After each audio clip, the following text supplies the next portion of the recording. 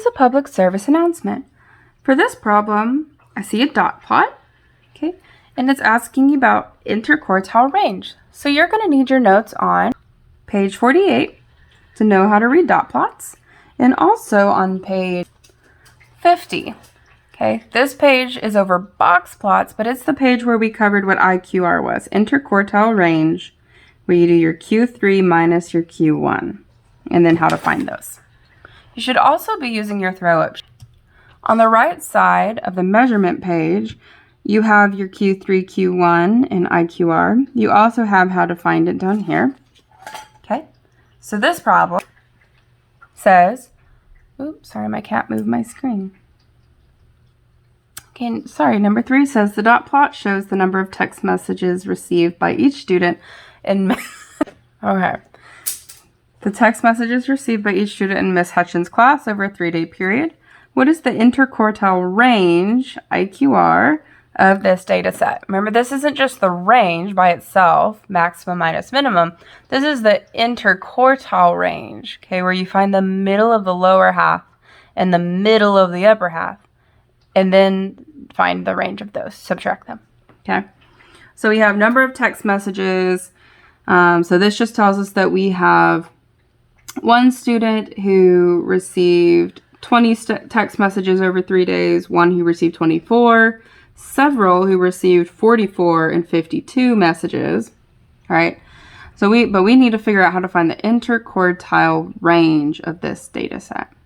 All right, if hearing that you need to find the middle of the lower half and the middle of the upper half and subtract them helped you, go ahead and pause the video, go try it and see what you get.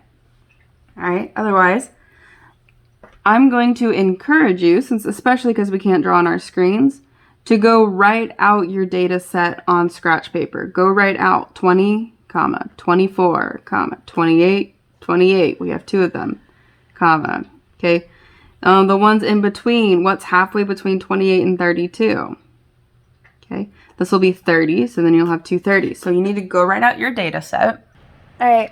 This is just the beginning of your set of data. You need to write out each and every point that you have. Okay, remember your interquartile range is your Q3 minus your Q1. All right, so the first thing you need to do is go find your median. All right, so your median is the very middle point of your whole entire set of data. Okay, because that's going to be your divide.